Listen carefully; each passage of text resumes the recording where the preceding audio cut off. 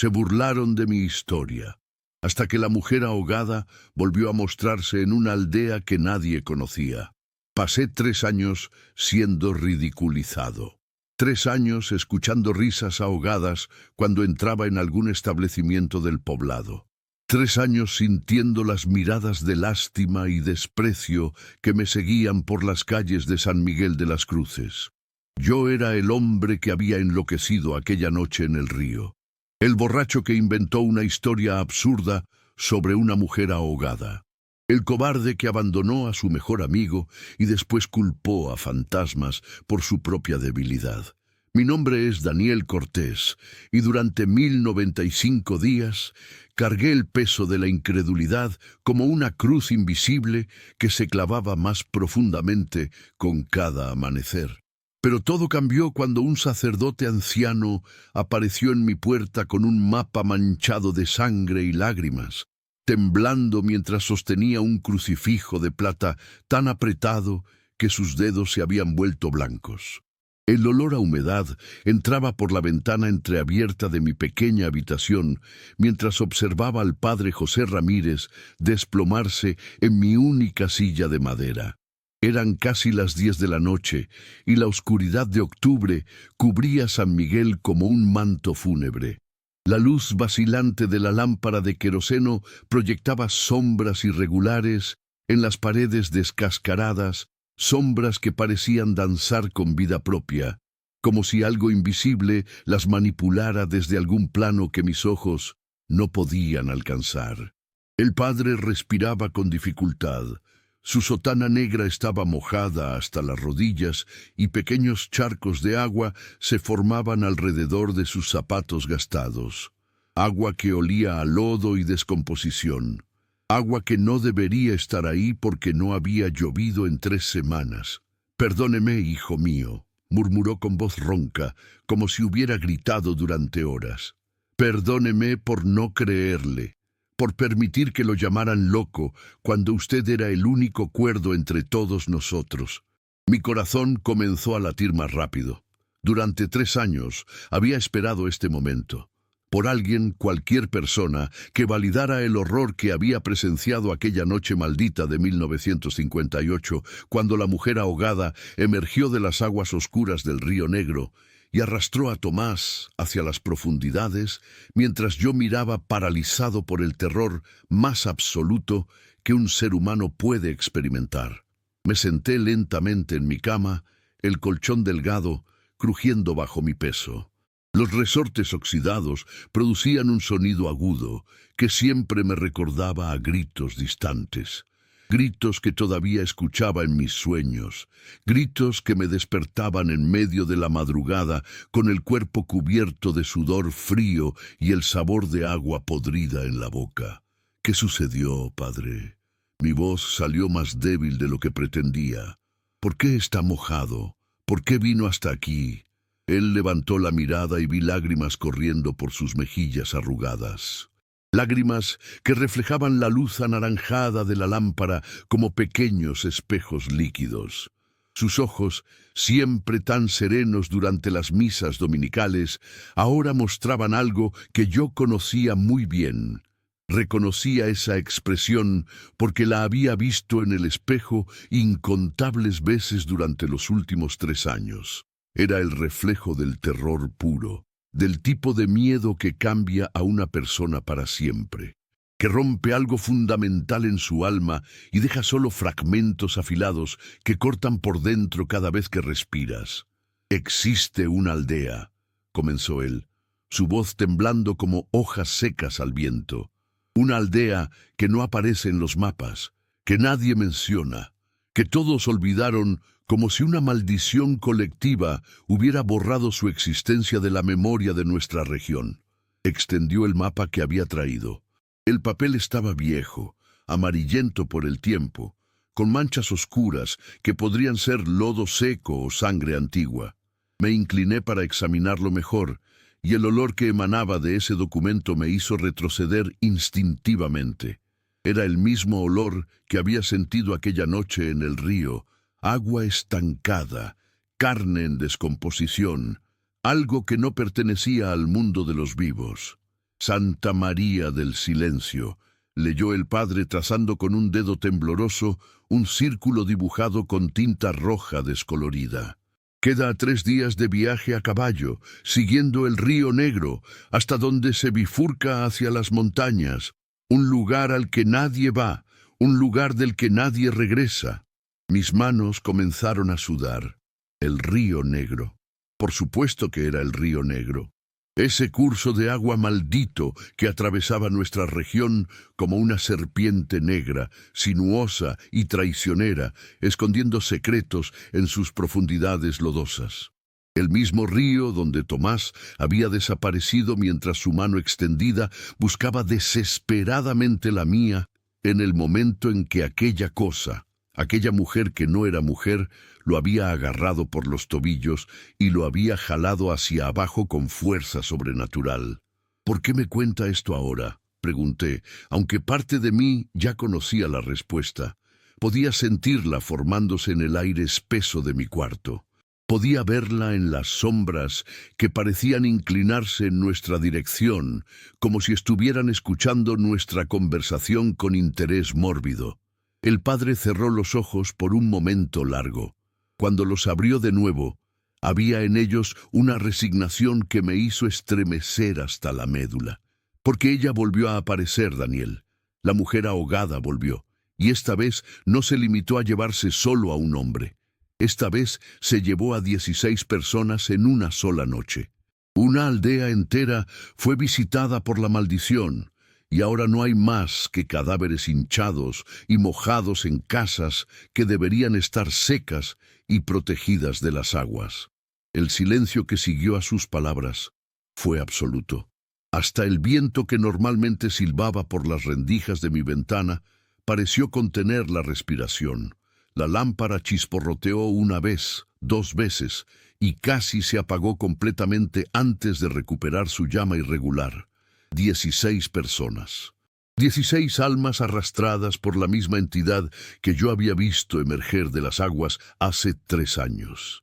La misma figura de cabellos negros que flotaban como algas marinas. La misma piel pálida e hinchada. Los mismos ojos vacíos que reflejaban una oscuridad más profunda que cualquier noche.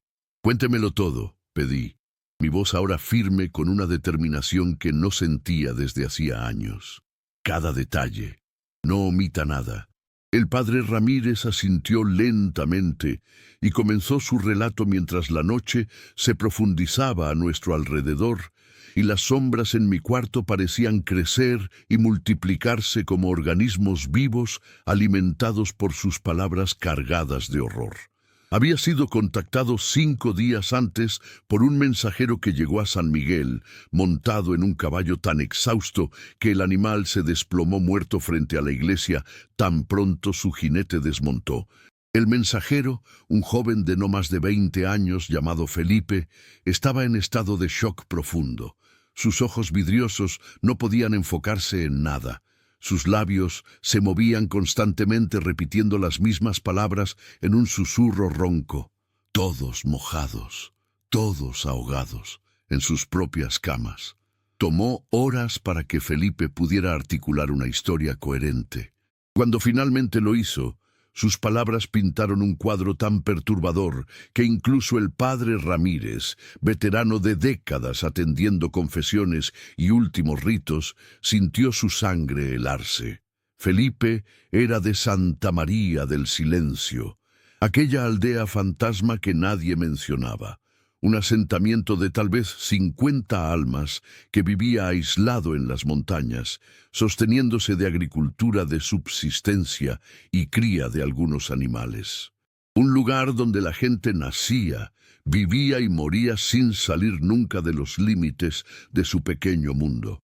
3 semanas atrás, uno de los ancianos de la aldea había muerto. Su cuerpo fue preparado para el entierro de acuerdo con las costumbres locales. Pero algo estaba mal.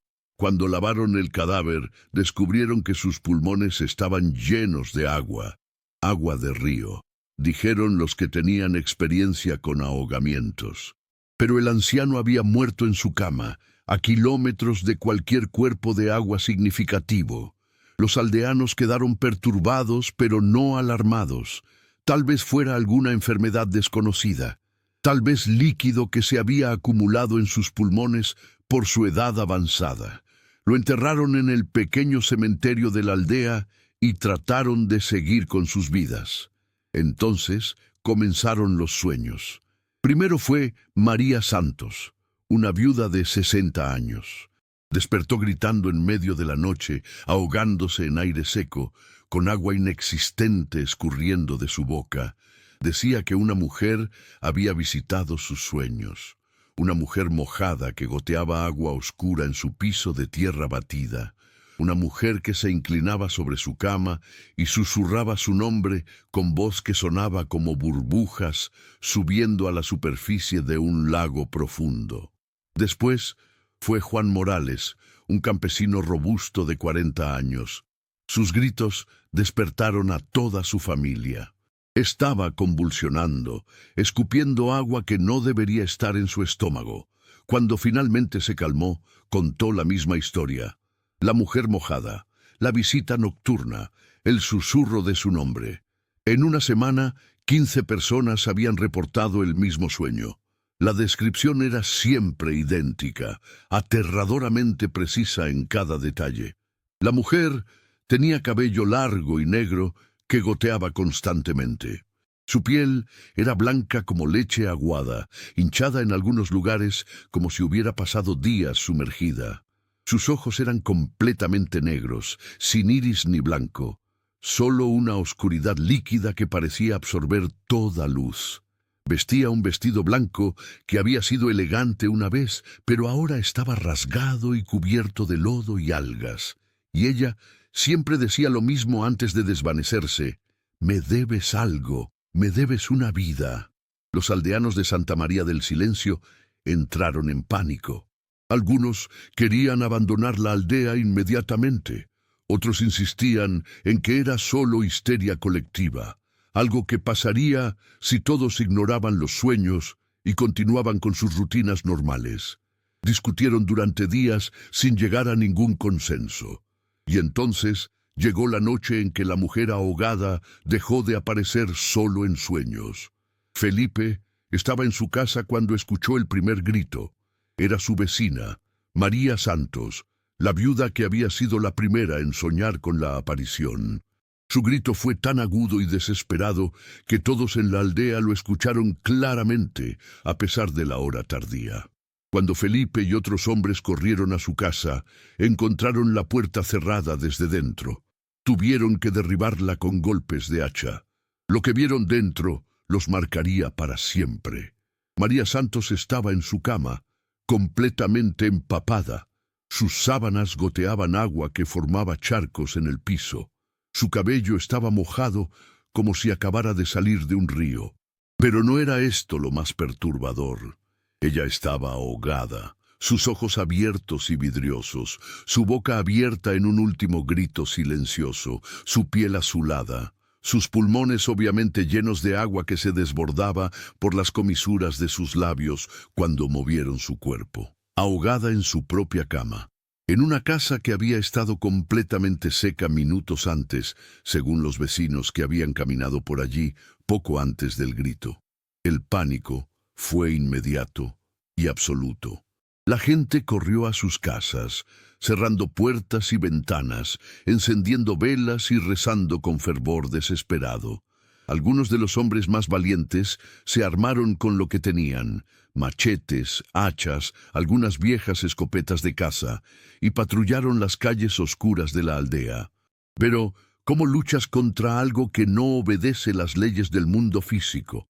¿Cómo proteges a la gente de una amenaza que puede atravesar paredes, que puede ahogar víctimas en habitaciones secas, que puede aparecer y desaparecer a voluntad? Los gritos comenzaron una hora después. No un solo grito esta vez, sino muchos, simultáneos, viniendo de diferentes casas esparcidas por toda la aldea. Gritos de terror absoluto que cortaban la noche como cuchillos invisibles. Felipe corrió junto con los demás hombres armados, pero lo que encontraron en cada casa fue exactamente lo mismo: puertas cerradas desde dentro, ventanas aseguradas, y en el interior, cuerpos empapados de agua que no debería existir. Personas ahogadas en sus propias camas, en sus propias casas, rodeadas de charcos que se extendían por los pisos como dedos acusadores de líquido oscuro. 16 personas en total. 16 almas arrancadas de la vida en una sola noche, por una fuerza que ninguno de ellos podía comprender ni combatir.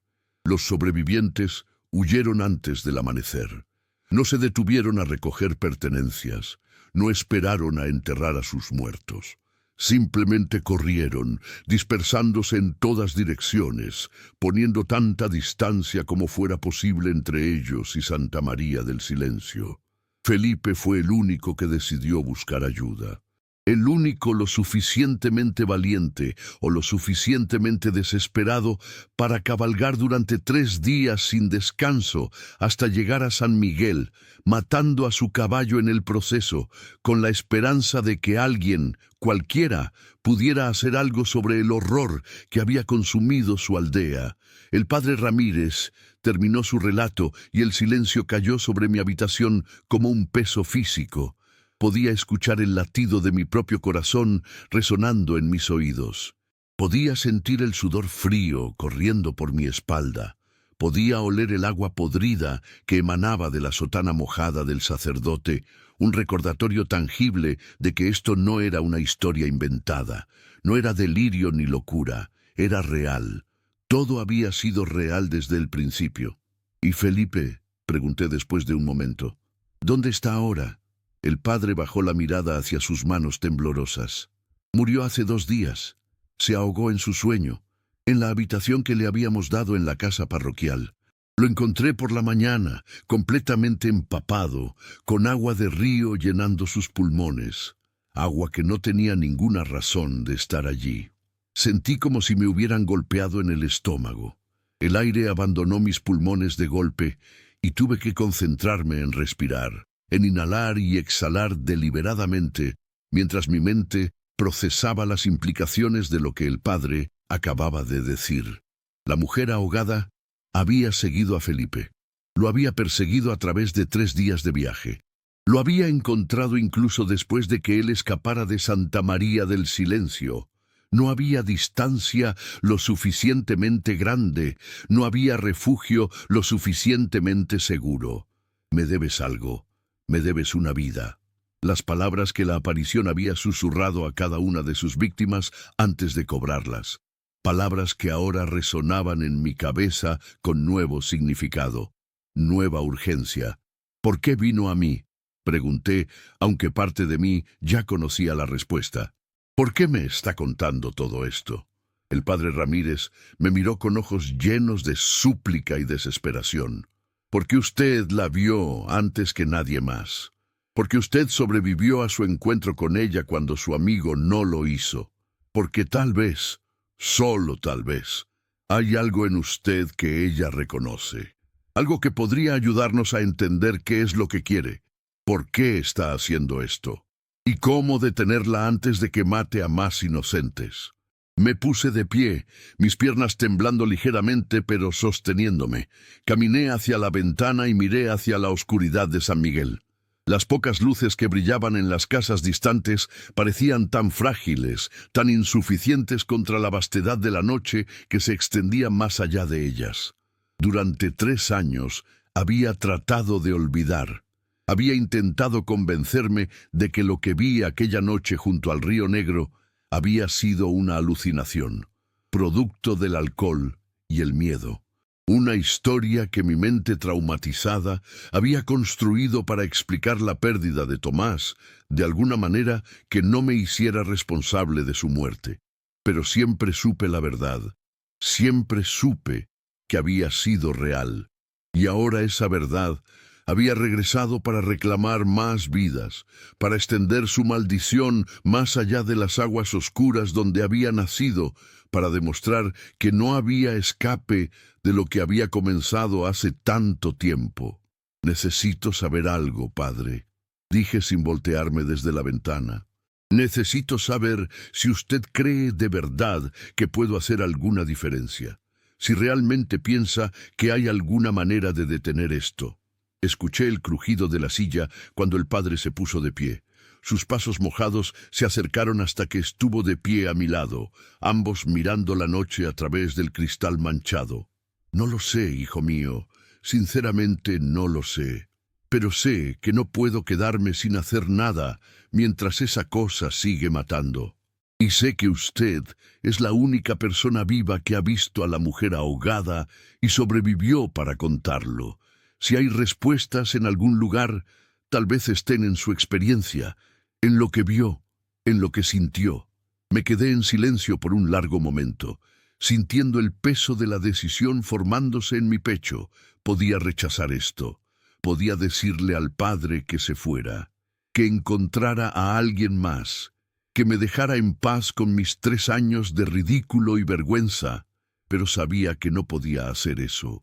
Porque cada noche durante los últimos 3 años había visto el rostro de Tomás en mis sueños, su expresión de terror mientras aquella cosa lo arrastraba hacia las profundidades, su mano extendida hacia mí, buscando salvación que yo no fui capaz de proporcionar. Y ahora había 16 personas más, 16 almas más que habían sufrido el mismo destino horrible, 16 familias destrozadas por una maldición que yo había presenciado y que nadie había creído.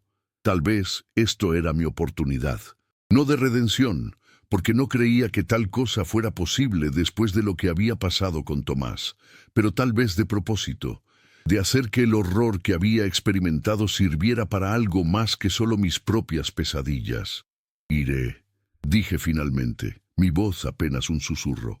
Iré a Santa María del Silencio. Veré lo que queda de esa aldea. Buscaré respuestas. El padre dejó escapar un suspiro de alivio tan profundo que pareció salir desde el fondo de su alma. Gracias, Daniel. Gracias. Partiré con usted mañana al amanecer. Tengo caballos y provisiones. ¿Puedo guiarlo hasta...? No. Lo interrumpí suavemente pero con firmeza. Usted no vendrá, padre. Esto es algo que debo hacer solo. Si hay peligro, y sabemos que lo hay, no tiene sentido que ambos nos arriesguemos. Él comenzó a protestar, pero levanté mi mano para detenerlo.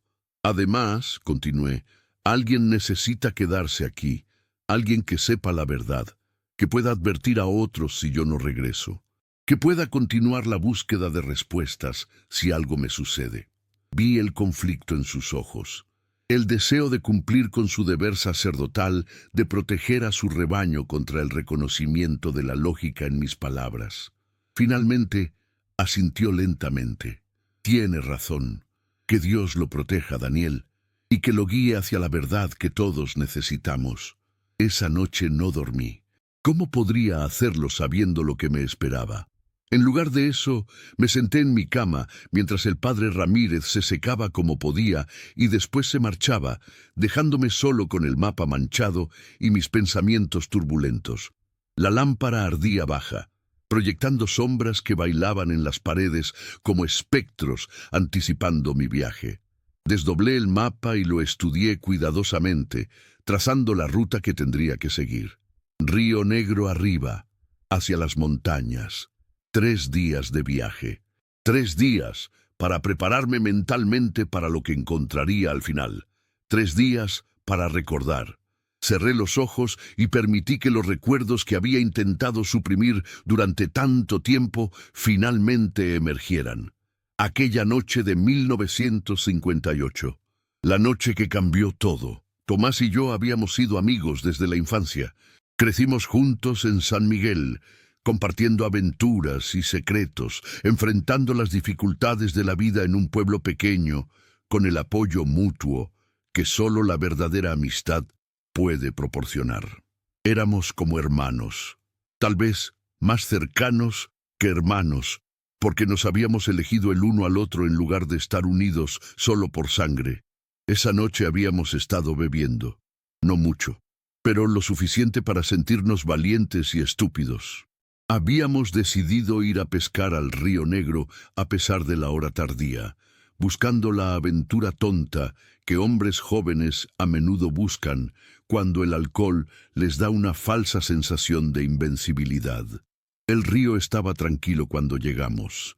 La luna llena se reflejaba en sus aguas oscuras, creando un camino de luz plateada que parecía extenderse hasta el infinito. Nos sentamos en la orilla, lanzando nuestras líneas y hablando de nada en particular. Planes para el futuro, chicas que nos gustaban, sueños de dejar San Miguel algún día y ver el mundo más allá de nuestras montañas. Entonces Tomás vio algo en el agua. Al principio pensamos que era un pez grande, una sombra oscura moviéndose justo bajo la superficie, pero la forma era incorrecta, demasiado grande, demasiado humana. ¿Ves eso? Tomás susurró, su voz repentinamente sobria. Ahí en el agua. ¿Qué es? Me puse de pie y entrecerré los ojos tratando de ver mejor. La sombra se movía contra la corriente, acercándose lentamente a donde estábamos parados. Y entonces, con un movimiento que pareció desafiar toda lógica y física, emergió. Era una mujer, o algo que había sido una mujer una vez. Su cabello negro flotaba alrededor de su cabeza como si todavía estuviera bajo el agua. Su piel era de un blanco enfermizo, hinchada y arrugada como si hubiera estado sumergida durante semanas. Su vestido blanco, rasgado y sucio, se pegaba a su forma delgada. Pero eran sus ojos lo que me congeló en mi lugar, completamente negros, sin vida, como pozos que conducían a un abismo sin fondo. Ella nos miró y sonrió.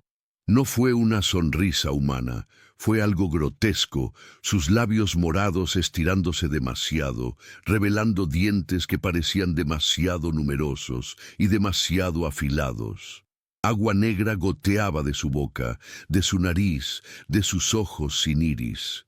«Me deben algo», dijo con voz que sonaba como ahogamiento, como el último aliento de un hombre hundiéndose bajo las olas.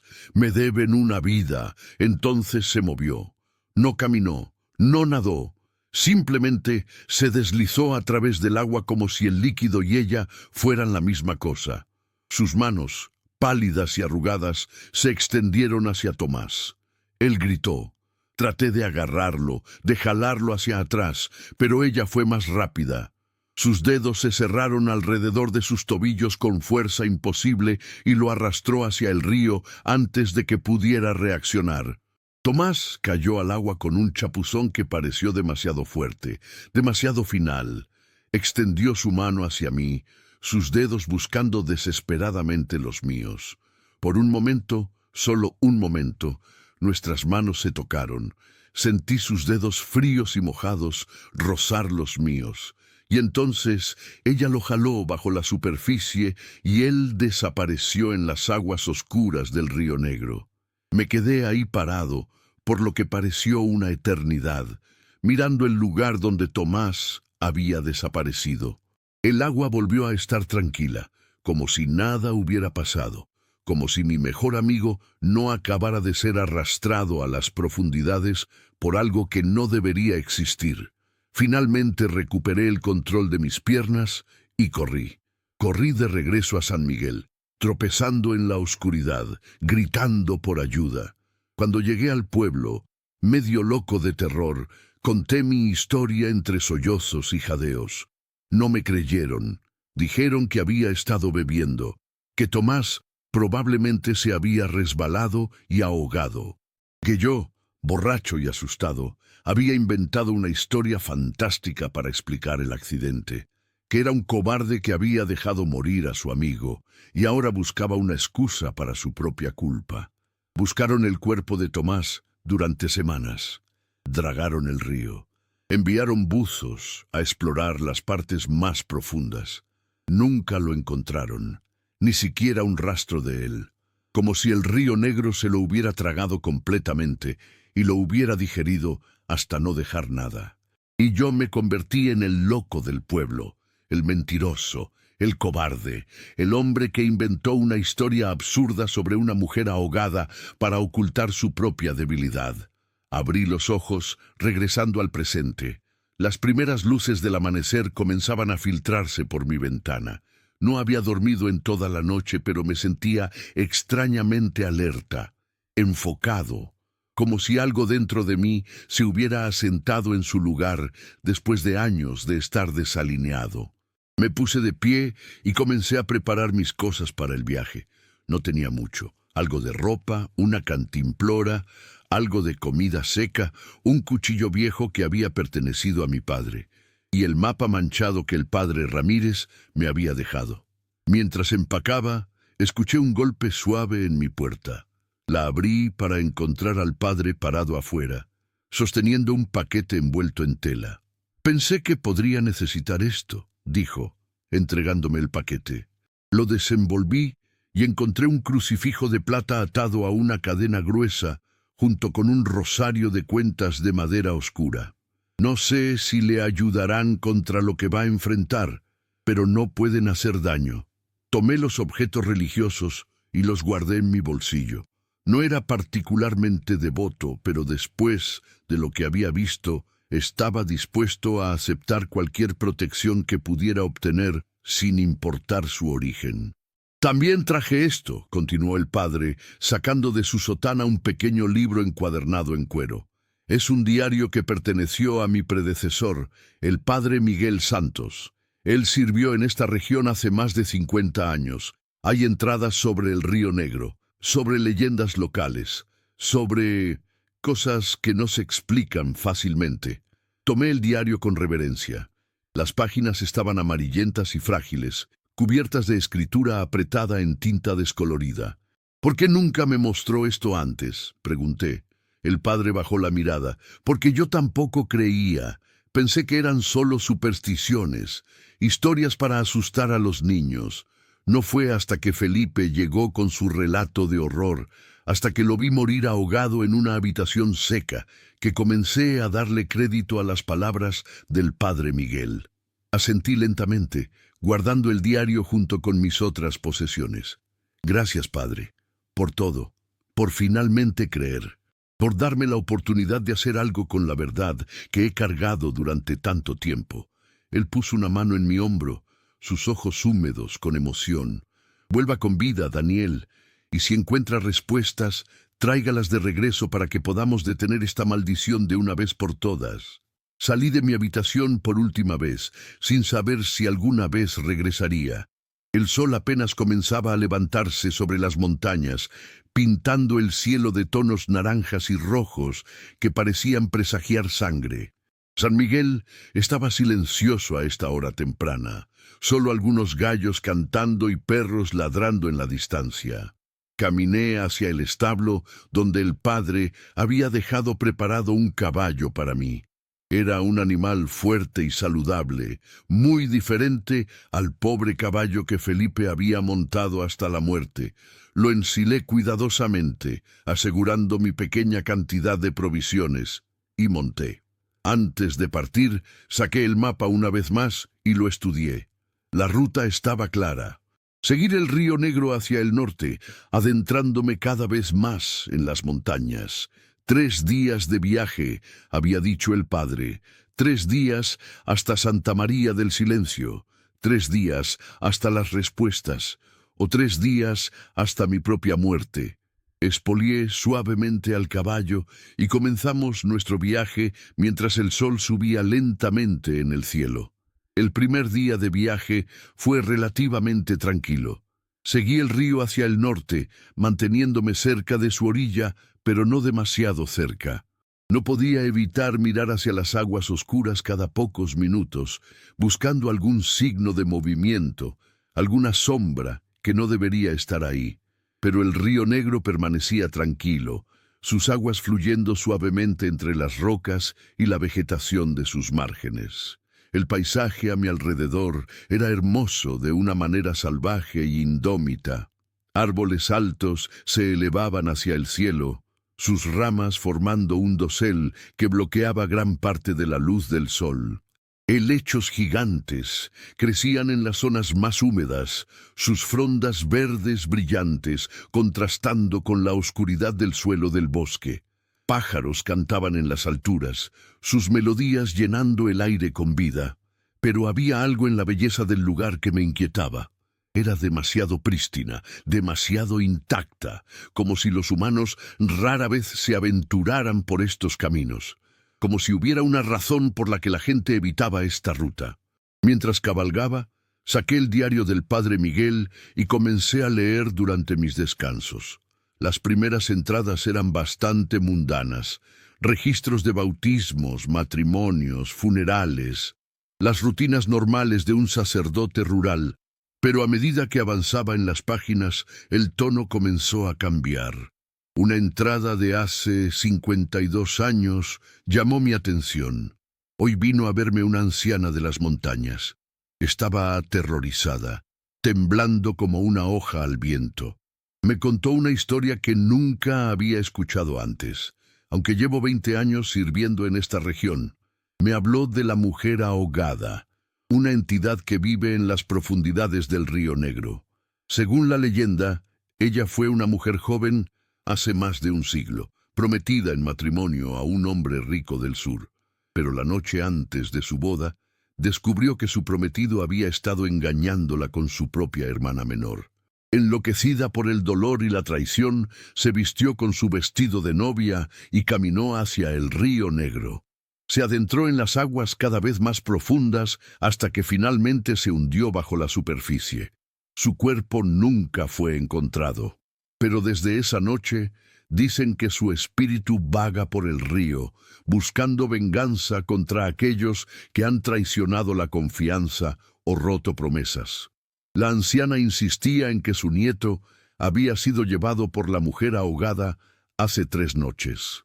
Dijo que lo encontraron ahogado en su cama, completamente empapado de agua de río, a pesar de que la casa estaba a medio kilómetro del agua más cercana. Le dije que rezara y que tendría fe, pero debo admitir, las palabras me sonaron huecas incluso mientras las pronunciaba, porque he escuchado susurros, rumores, historias similares de personas que mueren ahogadas en circunstancias imposibles. ¿Qué debe hacer un hombre de fe cuando se enfrenta a algo que desafía toda explicación racional? Cerré el diario con manos temblorosas. Entonces esto había estado sucediendo durante más de 50 años, tal vez más tiempo que eso. Generaciones de personas habían sufrido bajo esta maldición y nadie había hecho nada al respecto porque nadie quería creer en algo tan imposible. Pero ya no era imposible, ¿verdad? Los cadáveres empapados de Santa María del Silencio eran prueba tangible. La muerte de Felipe en la casa parroquial era otra confirmación, y mi propio encuentro 3 años atrás, finalmente validado después de tanto tiempo siendo ridiculizado. Continué leyendo mientras el sol comenzaba su descenso hacia el horizonte. Había más entradas sobre la mujer ahogada, cada una añadiendo pequeños detalles a la leyenda. Algunas decían que ella solo atacaba a hombres que habían traicionado a sus esposas o prometidas. Otras insistían en que cualquiera que se acercara demasiado al Río Negro después del anochecer corría riesgo. Unas pocas mencionaban que había formas de protegerse: agua bendita, ciertos rezos, amuletos hechos de plata y hierbas específicas. Pero ninguna entrada mencionaba una forma de detenerla permanentemente, de romper la maldición, de liberar su espíritu atormentado de su existencia entre los mundos. Cuando la noche cayó, decidí no acampar demasiado cerca del río. Encontré un claro pequeño a unos 100 metros de la orilla, rodeado de árboles gruesos que ofrecían cierta sensación de protección. Amarré mi caballo a un árbol robusto y preparé una fogata pequeña. No quería atraer atención innecesaria, pero tampoco quería pasar la noche en completa oscuridad. Mientras las llamas ardían y crepitaban, saqué algo de cecina seca y la masqué lentamente, sin realmente saborearla.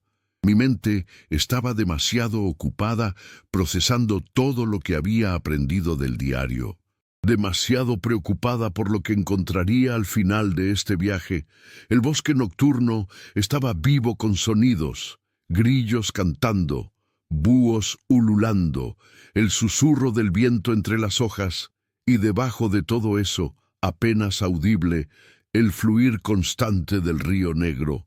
Traté de no pensar en lo cerca que estaba del agua. Traté de no imaginar a la mujer ahogada deslizándose desde las profundidades, caminando por la orilla en busca de su próxima víctima.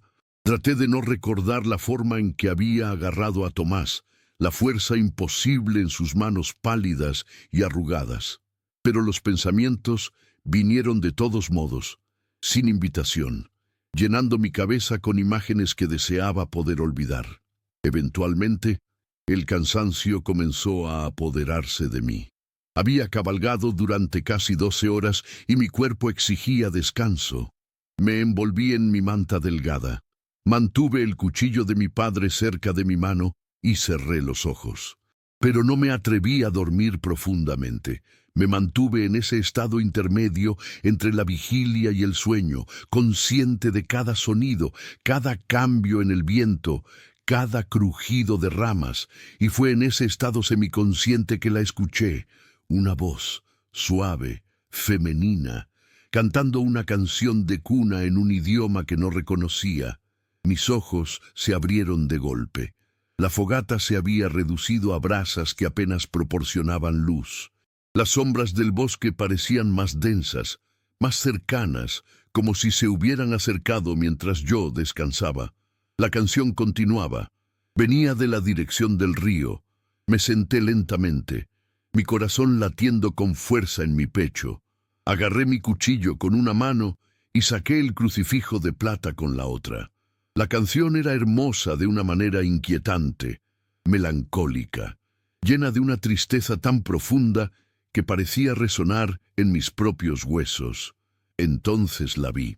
Una figura parada entre los árboles, apenas visible en la oscuridad, delgada, vestida de blanco, su cabello largo flotando suavemente a pesar de que no había viento. La mujer ahogada había venido por mí. Mi primer instinto fue correr, saltar en mi caballo y cabalgar tan rápido como pudiera en dirección opuesta, pero mis piernas no respondieron. Estaba congelado, exactamente como había estado aquella noche hace 3 años cuando ella tomó a Tomás. Ella dejó de cantar.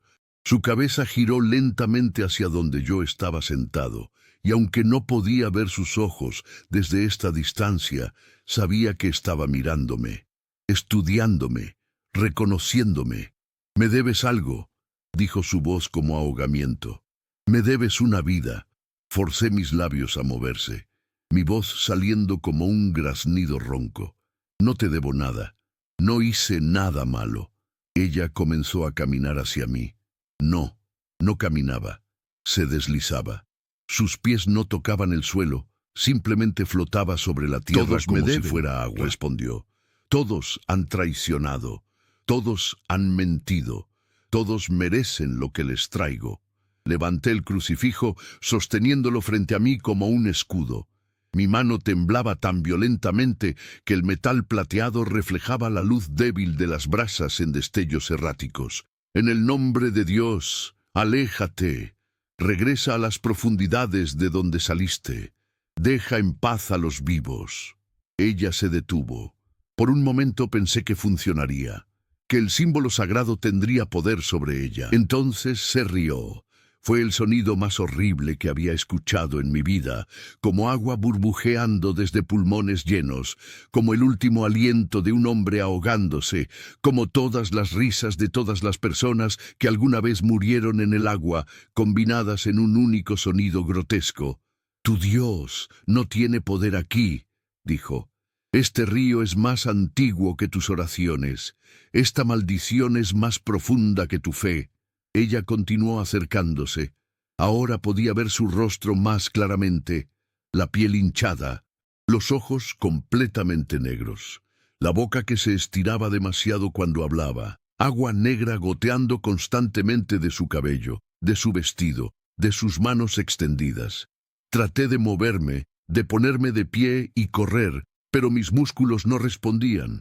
Era como si estuviera atrapado en pesadilla, paralizado mientras el horror se acercaba inexorablemente. Sus manos alcanzaron mis tobillos. Sentí sus dedos fríos y húmedos cerrarse alrededor de mi piel, tan helados que quemaban, tan fuertes que podría sentir mis huesos crujiendo bajo su agarre. «Ven conmigo», susurró, su aliento oliendo a descomposición y agua estancada. «Ven a las profundidades. Ven a donde todos eventualmente vienen». Comenzó a jalarme. Mis talones cavaron surcos en la tierra mientras ella me arrastraba hacia el río, hacia las aguas oscuras que habían sido su hogar y su prisión durante tanto tiempo. Grité, peleé. Traté de clavar mi cuchillo en sus manos, pero la hoja pasó a través de ella como si fuera humo. Nada físico podía tocarla, nada de este mundo podía detenerla. Estábamos casi en la orilla del río. Podía ver las aguas negras lamiendo las piedras, ansiosas de recibirme, de tragarme como habían tragado a Tomás, como habían tragado a las 16 personas de Santa María del Silencio, como habían tragado a incontables otros a lo largo de las décadas. Entonces recordé algo. Una entrada del diario del Padre Miguel. Una línea que había leído brevemente, pero no había registrado completamente en mi mente consciente. Solo quien busque la verdad sin miedo a la propia condenación puede romper las cadenas que la atan. Con el último gramo de fuerza que me quedaba, grité las palabras que vinieron a mi mente sin saber de dónde venían. Palabras que parecían emerger de algún lugar profundo en mi alma. Perdono tus traiciones, perdono tu dolor, perdono tu ira. Eres más que tu muerte, eres más que tu venganza. La mujer ahogada se detuvo. Su agarre en mis tobillos se aflojó ligeramente. Por primera vez desde que la vi, sus ojos negros mostraron algo que parecía confusión, incertidumbre. ¿Qué dijiste? Mi voz salió más firme ahora, alimentada por una comprensión que apenas comenzaba a formarse. Dije que te perdono por todo, por el dolor que causas, por las vidas que tomas. Porque entiendo que no eres un monstruo, eres una víctima, una mujer que fue traicionada y que nunca pudo superar ese dolor, una alma atrapada entre mundos, condenada a repetir su agonía una y otra vez. Ella me soltó completamente. Se alejó unos pasos, su figura transparentándose ligeramente en algunos lugares. No entiendes nada, dijo, pero su voz había perdido su cualidad sobrenatural. Ahora sonaba casi humana, triste, perdida. Entiendo más de lo que crees, continué, poniéndome de pie lentamente. Mis piernas temblaban, pero me sostenían. Sé lo que es ser traicionado. Sé lo que es cargar dolor durante años. Sé lo que es querer venganza contra aquellos que te lastimaron. Dio otro paso atrás y por primera vez pareció vulnerable, pequeña, como la joven mujer que debe haber sido antes de que la traición y el río la transformaran en esto. Yo solo quería que entendieran, susurró. Quería que sintieran lo que yo sentí. La traición, el ahogamiento, la oscuridad que nunca termina. Y ahora han sentido, dije suavemente. Generaciones lo han sentido. Pero ¿cuántas más vidas tienes que tomar antes de que el dolor finalmente se detenga? ¿Cuántas más almas tienen que unirse a ti en la oscuridad? Sus ojos negros, por primera vez, mostraron lágrimas. Lágrimas que eran agua pura y cristalina, diferente del agua negra y podrida, que goteaba constantemente de su forma. No sé cómo detener, admitió. No sé cómo liberar. Esto es todo lo que soy ahora. Dolor y agua y oscuridad. Me acerqué a ella lentamente, cada paso requiriendo todo mi coraje. Cuando estuve lo suficientemente cerca para tocarla, extendí mi mano. Entonces, deja que te muestre otra forma. Deja que te ayude a encontrar paz. No a través de venganza o más muerte, sino a través del perdón, a través de soltar lo que te ata a este río. Ella miró mi mano extendida durante lo que pareció una eternidad. Vi décadas de dolor reflejadas en sus ojos oscuros. Vi la joven que había sido. Vi el momento de su traición. Vi su caminata hacia el río. Vi su ahogamiento. Vi todo su sufrimiento comprimido en un solo instante de claridad devastadora. Lentamente, tan lentamente que apenas se notaba el movimiento, ella levantó su propia mano hacia la mía. Cuando nuestras manos estaban a punto de tocarse, el sol apareció en el horizonte. El primer rayo de luz del amanecer atravesó los árboles y la tocó. Ella gritó, no un grito de dolor, sino de algo más. ¿Alivio? ¿Liberación? Su forma comenzó a disolverse como niebla bajo el sol. El agua que había goteado constantemente de ella se evaporó en vapor. Su vestido blanco se volvió más brillante, más limpio, hasta que brilló con luz propia. «Gracias», susurró mientras se desvanecía. «Gracias por verme, por entender, por ofrecer lo que nadie más ofreció en un siglo». Y entonces se fue. No quedó rastro de ella excepto un pequeño charco de agua clara donde había estado parada. Agua que reflejaba el cielo del amanecer como un espejo perfecto. Me desplomé en el suelo, agotado física y emocionalmente. Mi corazón latía tan fuerte que podía escucharlo en mis oídos. Mis manos temblaban incontrolablemente, pero estaba vivo y, tal vez más importante, ella estaba libre. Pasé el resto del día descansando en ese claro, demasiado agotado para continuar mi viaje inmediatamente. Mi caballo, que se había mantenido sorprendentemente tranquilo durante todo el encuentro, pastaba pacíficamente cerca, aparentemente inconsciente del horror sobrenatural que había ocurrido a pocos metros de distancia. Mientras el sol subía en el cielo, reflexioné sobre lo que había sucedido. Había venido buscando respuestas, buscando una forma de detener a la mujer ahogada antes de que matara a más personas. Pero lo que encontré fue algo completamente diferente. No era un monstruo que necesitaba ser destruido.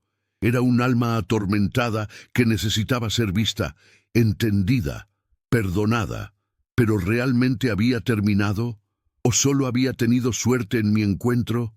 ¿Qué pasaba con Santa María del Silencio? ¿Todavía necesitaba ir allí? Decidí que sí. Aunque la mujer ahogada se había ido, las preguntas quedaban. Las 16 personas muertas merecían que alguien testiguara lo que les había sucedido, que alguien dijera las oraciones apropiadas, que alguien diera testimonio de su sufrimiento. Así que al día siguiente, cuando recuperé mis fuerzas, continué mi viaje hacia el norte, siguiendo el río Negro. Los siguientes 2 días de viaje fueron notablemente diferentes del primero. El río parecía más tranquilo, sus aguas fluyendo con una suavidad que no había estado allí antes. Los pájaros cantaban más fuerte. La luz del sol penetraba más profundamente en el bosque. Era como si algo pesado hubiera sido levantado del lugar, permitiendo que la vida floreciera de nuevo. Finalmente, en la tarde del tercer día, llegué a Santa María del Silencio. El nombre era apropiado. El silencio que cubría la aldea era absoluto, antinatural, como si el sonido mismo hubiera decidido abandonar este lugar. La aldea era pequeña, tal vez 20 casas esparcidas alrededor de una plaza central con una iglesia modesta. Las estructuras eran simples, construidas con adobe y madera, con techos de paja que ahora estaban parcialmente colapsados en algunos lugares. No había movimiento, no había vida. Desmonté lentamente y até mi caballo a un poste en el borde de la aldea. El animal relinchó nerviosamente, sus ojos mostrando blanco. No quería estar aquí, y no podía culparlo. Caminé por las calles vacías, mis pasos sonando demasiado fuertes en el silencio opresivo. Cada casa ante la que pasaba tenía sus puertas y ventanas abiertas, balanceándose suavemente en una brisa que no podía sentir. Entré en la primera casa. El olor me golpeó inmediatamente. descomposición, humedad, muerte. El cuerpo estaba todavía en la cama, exactamente como lo había descrito Felipe, completamente empapado a pesar de que la casa estaba La piel seca. azulada, Los ojos abiertos y vidriosos, la boca congelada en un grito silencioso, ahogado en tierra firme. Salí rápidamente, mi estómago revolviéndose, pero sabía que tenía que ver las otras casas. Tenía que ser testigo de toda la extensión de lo que había sucedido aquí. Casa tras casa encontré el mismo horror. Cuerpos empapados en camas secas, familias enteras tomadas en una sola noche. Algunas personas habían tratado de huir, sus cuerpos encontrados en los pisos o acurrucados en esquinas, como si el agua los hubiera perseguido a donde quiera que intentaran esconderse. 16 personas, hombres, mujeres, ancianos, todos muertos de la misma manera imposible. Pasé horas recorriendo la aldea, diciendo oraciones sobre cada cuerpo que encontraba. No era sacerdote, pero sentí que era lo mínimo que podía hacer. Estas personas merecían ser recordadas. Merecían que alguien reconociera su sufrimiento. En la plaza central encontré algo que me hizo detenerme. Un pozo antiguo, construido con piedras cubiertas de musgo. El agua en su interior era cristalina y clara, reflejando el cielo de la tarde como un espejo perfecto, exactamente como el charco que había dejado la mujer ahogada cuando se disolvió en el amanecer. Me acerqué al pozo y miré hacia sus profundidades, y en el reflejo del agua, por solo un momento, vi algo. No a la mujer ahogada, sino a todas sus víctimas. Tomás, las 16 personas de Santa María del Silencio, incontables otros a lo largo de las décadas, todos mirándome, no con acusación, sino con algo que parecía gratitud, porque finalmente, después de tanto tiempo, alguien había entendido. Alguien había visto más allá del horror superficial hacia la tragedia más profunda que lo alimentaba. Alguien había ofrecido perdón en lugar de solo miedo. Descansen en paz, susurré al agua. Todos ustedes, descansen en paz. El reflejo se desvaneció, dejando solo agua clara. Pasé esa noche en la pequeña iglesia de la aldea, manteniendo vigilia sobre los muertos. No dormí. Simplemente me senté en los bancos de madera, mirando el crucifijo simple que colgaba sobre el altar, reflexionando sobre todo lo que había aprendido. El mal, descubrí, rara vez es puro. Generalmente nace del dolor, de la traición, de heridas que nunca sanaron, y combatirlo no siempre requiere violencia o fuerza. A veces solo requiere entendimiento, compasión, la voluntad de ver a la persona detrás del monstruo. Cuando el sol se levantó en mi cuarto día de viaje, dejé Santa María del Silencio. No había nada más que pudiera hacer allí. Los cuerpos eventualmente serían encontrados por otros. Las familias recibirían algún tipo de cierre, aunque nunca entenderían realmente lo que había sucedido. El viaje de regreso a San Miguel tomó otros 3 días. Durante ese tiempo, el río Negro fluyó tranquilamente a mi lado, sus aguas ahora reflejando el cielo en lugar de retener oscuridad en sus profundidades. Cuando finalmente llegué de vuelta a mi pueblo, fui directamente a la iglesia. El padre Ramírez estaba en el interior, arrodillado en oración. Cuando escuchó mis pasos, se volvió, sus ojos ampliándose al verme. Daniel, jadeó, poniéndose de pie rápidamente. Gracias a Dios. Temí que tal vez... Estoy bien, padre, lo aseguré. Y tengo mucho que contarle. Nos sentamos en los bancos de la iglesia y le conté todo. Mi encuentro con la mujer ahogada, lo que descubrí sobre su verdadera naturaleza, lo que encontré en Santa María del Silencio, cómo el perdón, no la violencia, había roto finalmente la maldición. Él escuchó en silencio, sus ojos llenándose de lágrimas mientras hablaba. «¿Entonces realmente ha terminado?», preguntó cuando terminé mi historia. «¿La maldición está rota?». «Creo que sí», respondí. «No puedo estar completamente seguro, por supuesto, Pero algo fundamental cambió esa noche. Pude sentirlo. El río se siente diferente ahora, más limpio, como si algo que lo había envenenado durante décadas finalmente se hubiera ido. El padre Ramírez asintió lentamente. Entonces las muertes finalmente cesarán. No habrá más personas ahogadas en camas secas, no más familias destrozadas por una tragedia que no pueden comprender. Eso espero, dije. Pero incluso si la maldición ha terminado, los recuerdos permanecen. Las heridas que causó tardarán generaciones en sanar completamente. Nos sentamos en silencio por un momento, cada uno perdido en sus propios pensamientos. ¿Sabe qué es lo más extraño de todo esto?, dije finalmente. Durante 3 años, todo lo que quería era que la gente creyera mi historia, que validaran lo que había visto, que admitieran que no estaba loco. Y ahora lo han hecho, observó el padre. Ahora tienen prueba de que todo lo que dijo era verdad.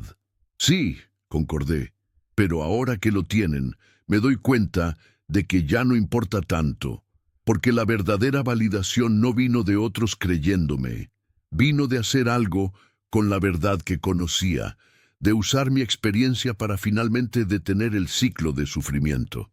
El padre sonrió tristemente.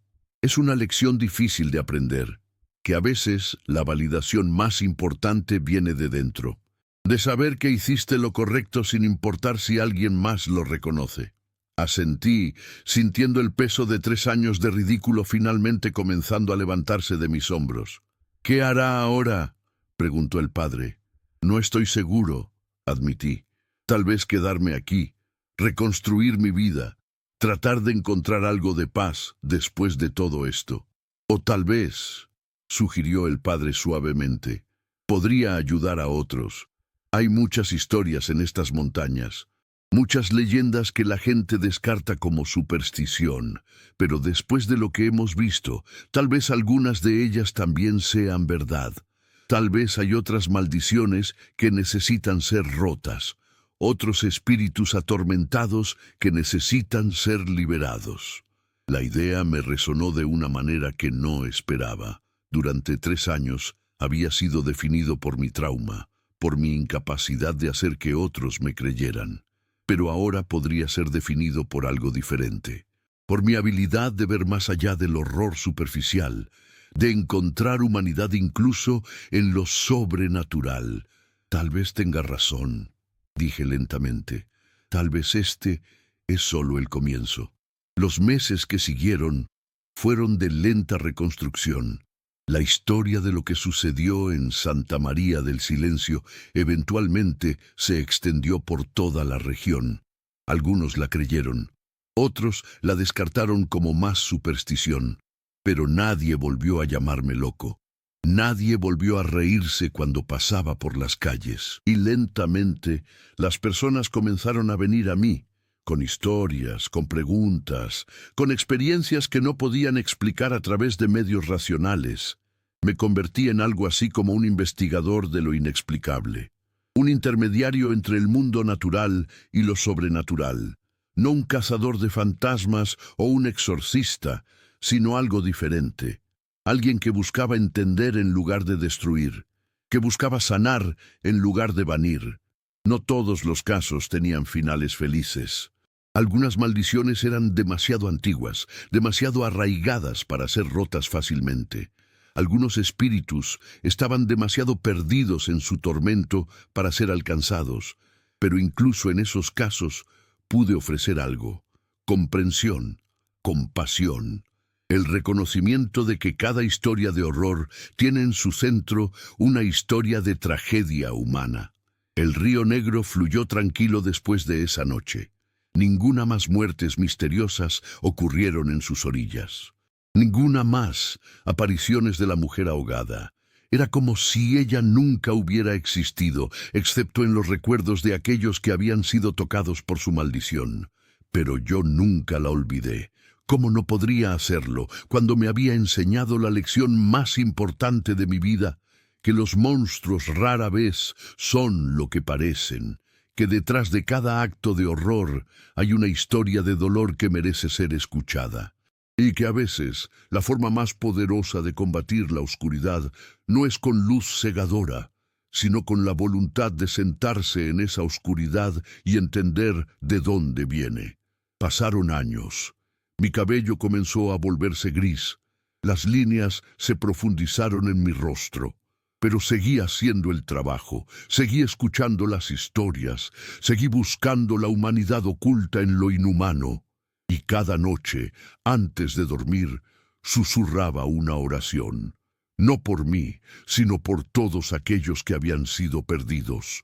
Por Tomás, mi mejor amigo, por las 16 almas de Santa María del Silencio, por la mujer ahogada misma, quien finalmente encontró paz después de un siglo de tormento, porque al final eso es todo lo que cualquiera de nosotros realmente busca, ¿no es así?